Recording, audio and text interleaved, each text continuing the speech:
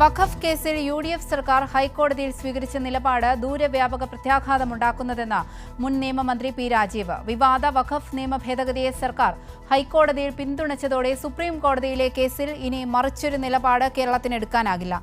വഖഫ് ബോർഡിൽ മുസ്ലിം അംഗങ്ങൾ ന്യൂനപക്ഷമാകുന്ന സാഹചര്യം സൃഷ്ടിക്കപ്പെടുമെന്ന് അദ്ദേഹം ചൂണ്ടിക്കാട്ടി. വിവാദ വഖഫ് നിയമ ഭേദഗതി സംബന്ധിച്ച് ഇതുവരെ കേരളം സ്വീകരിച്ച നിലപാടിന് വിരുദ്ധമാണ് UDF സർക്കാർ സമർപ്പിച്ച സത്യവാങ്മൂലമെന്ന് പി രാജീവ് പറഞ്ഞു. മുസ്ലിം ഇതരരെ വഖഫ് ബോർഡിൽ ഉൾപ്പെടുത്തരുത് എന്നായിരുന്നു കേരളം സുപ്രീം കോടതിയിൽ സ്വീകരിച്ച നിലപാട്. സെക്ഷൻ 14 അനുസരിച്ച് പുനഃസംഘടിപ്പിക്കാമെന്ന് ഹൈക്കോടതിയിൽ വ്യക്തമാക്കിയതോടെ സുപ്രീം കോടതിയിൽ ഇനി കേരളത്തിന് നിയമ ഭേദഗതിയെ എതിർക്കാൻ കഴിയില്ല. ഇനി സുപ്രീം കോടതി കേസെടുക്കുമ്പോൾ കേരളത്തിന് ഒറ്റ കാര്യം പറയാൻ പറ്റുള്ളൂ, ഞങ്ങൾ ഇതിനൊപ്പമാണ്, ഞങ്ങൾ വഖഫ് നിയമത്തിനൊപ്പമാണ് എന്ന് പറയാൻ മാത്രം കേരളത്തിന് സുപ്രീം കോടതിയിൽ സാധ്യമാകുന്ന അതീവ ഗൗരവമായിട്ടുള്ള ഒരു മലക്കം മറച്ചിലാണ് ഈ പ്രശ്നത്തിൽ BJPക്ക് വേണ്ടി ഇവർ സ്വീകരിച്ചിട്ടുള്ളത്. വഖഫ് നിയമം 22 അനുസരിച്ച് ബോർഡിൽ ഒഴിവ് വന്നാലോ മറ്റു പോരായ്മയുടെ പേരിലോ ബോർഡിന്റെ പ്രവർത്തനം തടയാൻ കഴിയില്ല.